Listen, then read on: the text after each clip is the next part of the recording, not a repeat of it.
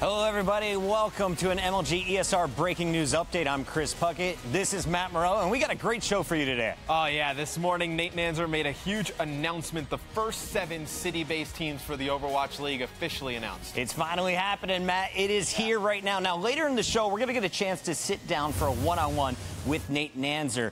But before we get to that interview, we want to catch everybody up on what you may have missed. If you haven't been following the Overwatch League and all of the news surrounding it, here's how we got to where we're at today. It all started November 4th of 2016, back at BlizzCon, when Blizzard announced the formation of the Overwatch League. And then on June 27th, scouting for Overwatch League players began. I must have not gotten the email. I expected to get one. I'm pretty good. You're few SR shy, Matt. Few SR shy. I'm way too many. Oh, yeah, you're way down there. Anyway, July 12th, though, that is today, and it's been a big day. The new teams are announced, and of course, moving forward, we get to watch preseason, the inaugural season of the Overwatch League, and of course, the championship run. Yeah, there's a lot to be looking forward to for the Overwatch League, but this morning, Nate put out a vlog at about 5 a.m. Eastern Time, breaking down a lot of the teams and a lot of the news. If you missed it, let's take a look.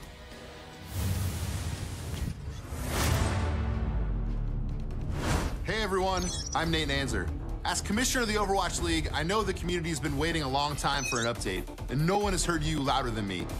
The team here at the Overwatch League office has been working tirelessly to make sure that when we share information about our professional teams, it will have been worth the wait. Well, that moment has arrived, and I wanted to deliver it to you personally. It's with great pleasure that we announced the first 7 city-based teams entering the Overwatch League. First, the city of Boston, whose home team belongs to Robert Kraft, chairman and CEO of the Kraft Group. Next up, Boston's traditional rival, New York, will continue its sports heritage under Jeff Wilpon. Rounding out the East Coast, Miami Orlando has been snapped up by Ben Spoont, CEO and co-founder of Misfits Gaming. Moving to the West Coast, San Francisco has been locked down by Andy Miller, chairman of NRG Esports. Take a plane an hour south, and Noah Winston, the CEO of Immortals, has secured Los Angeles. Across the Pacific, the city of Shanghai will have its own team under NetEase. And finally, what's a global esport league without South Korea? We welcome the city of Seoul and its team owner, Kevin Chu, the co-founder of Kabam, to represent the home and heart of competitive gaming worldwide. And this is only the beginning. We look forward to announcing more teams from across the globe in the future. All of us here have been deeply moved by your commitment to building up the competitive Overwatch ecosystem. The appetite to compete in Overwatch contenders in North America and Europe has blown us away, and we continue to see amazing competition in South Korea, China, and the Asia-Pacific region. Together with our new team owners, we are working towards launching the Overwatch League as the pinnacle of Overwatch esports, one that all aspiring players and audiences can celebrate, strive towards, and call their own. We are building this league to be worthy of your passion. Thank you for being a part of this, and be sure to stay up to date with everything Overwatch League at overwatchleague.com. So there we have it, 7 cities, 3 different countries. And Matt, I want to start here with North America. Let's dive into each city one by one, starting with Boston. Yeah, we'll talk a little bit about the city of Boston. Obviously, you know, they have a rich history in sports that'll be owned by CEO Robert Kraft. It's going to be a first-class organization without a doubt. Big Daddy Robert Kraft getting in there. He's got the Patriots, Boston, they got the Bruins, the Celtics, and now their own Overwatch squad. But the Northeast wouldn't be complete without New York City, and the COO of the New York Mets is getting involved here with Jeff Wilpon. It's not sports without Boston and New York, and now it's not esports without Boston and New York, right? It's going to be awesome to see these 2 teams, rival cities, go at it constantly in the Overwatch League. And then team number 3 will be Miami Orlando with the owner Ben Spoont, CEO and founder of Misfits Gaming. I like this move by Ben. Not only does he get Miami, he gets Orlando thrown in there as well as he locks up Florida. Ben Spoont, he got into the business about a year and 2 months ago with Misfits. Now, of course, he will be locking down to the south. But let's take it over to the West Coast, Matt. Tell me about San Francisco. San Francisco is going to be owned by Andy Miller, the Sacramento Kings owner / chairman of NRG Esports. Energy Esports owner getting involved, the chairman there with Andy Miller. He's got guys like Shaq cheering on his team, I'm sure. And then just a little bit further south, we take it to Los Angeles. 22-year-old CEO of Immortals, Noah Winston, is staking his claim on one of the biggest markets in North America. Yeah, so now you get all the biggest rivals in NA, right? You get LA versus New York, LA versus Boston, Boston versus New York. And now it gets a little bit interesting, Chris. This is what I'm most excited for. Get team number 6. It's out of Shanghai, China. It's going to be the owner, William Ding of NetEase. There's a look at Noah Winston, of course, of Los Angeles, but William Ding, this guy, I mean, he is a big deal. Over $10 billion in the bank account, and he is locking in Shanghai, a massive city. You know, when it comes to filling arenas, Shanghai should have no problem. Yeah, and then team number 7, it's going to be out of Seoul, South Korea. It'll be the owner, Kevin Chu. It's awesome to see South Korea have a team in the Overwatch League. You know, such a big Overwatch, just esports fan base down there in general. It's going to be awesome. South Korea, you all remember them from the World Cup. They came in, upset all of the big-name squads from Europe and North America, and we've just seen the incredible talent that is coming out every single day with tournaments like Apex going on there. Seoul, South Korea. It wouldn't be esports without Overwatch represented there. No, there's a ton of fantastic players in that region as well, so it's going to be pretty easy to field a team. Pretty exciting stuff. Now, earlier in the day, we got a chance to sit down with Nate Nanzer and ask him not only about these 7 new cities, but also what he expects to see moving forward. Let's take a look. Now joining us from Blizzard headquarters in Irvine, California, the Overwatch League Commissioner, Nate Nanzer. Nate, let's jump right into it. For esports fans who haven't been able to stay up to date with all of the Overwatch League, what exactly is the vision for the league? Well, you know, what we've announced today, we think is a real watershed moment in the history of esports. It's the first 7 city-based franchises to join the Overwatch League, and the ownership group represents, you know, a collection of best-in-class owners, operators, and entrepreneurs from traditional sports, esports, and technology. And we're really excited to start building this league alongside our owners for the long term. So how is this different from leagues that we've seen in the past in esports? Well, no, I think the principal difference to focus on for fans is the city-based home and away format of the Overwatch League. You know, we've seen through our, you know, nearly 2 decades of experience in esports here at Blizzard and of course at MLG, there's obviously a huge fan base out there that wants to engage with this content live, wants to go and attend events and connect with other fans and feel like they're a part of the global community celebrating the best gamers in the world.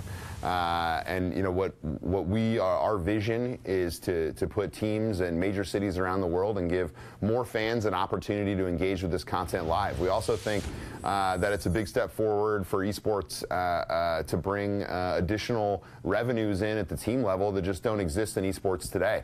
If you look at traditional sports, teams generate a tremendous amount of revenues from the fact that they host home games. They have a stadium where they sell tickets and local sponsorships and concessions, and those are revenues that just don't exist in esports today. And you know, we think with the Overwatch League in the city-based format, which is not just unique for esports, you know, a league where Shanghai plays Los Angeles in the regular season has never been done in sports either. It's really the first of its kind, and we think it's going to be something really special for a lot of years to come.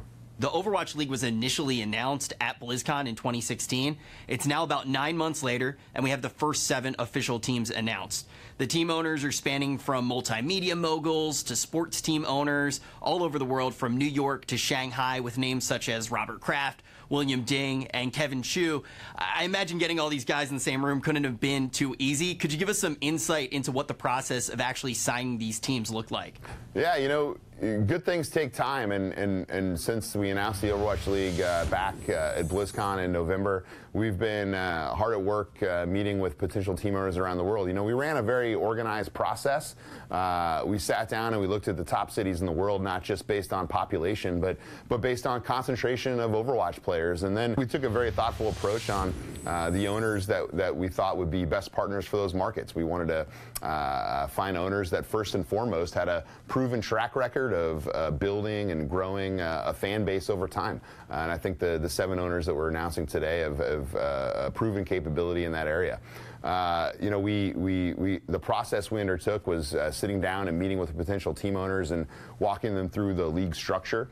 We took a lot of time and a very thoughtful approach, taking best practices from both esports and traditional sports to build a league structure that we think is designed to create a league that's going to be excellent for players, team owners, and fans for decades to come. So now that the first teams are actually signed on, what does the timeline look like in the immediate future for the Overwatch League? We'll have an announcement soon with full details around the schedule, exactly when we'll launch, the format. I know the fans are really hungry for that information, but we wanted today's announcement and the focus to really be on these 7 owners that are joining us to build this league in the 7 great cities where fans are going to be able to experience the highest level of Overwatch competition live.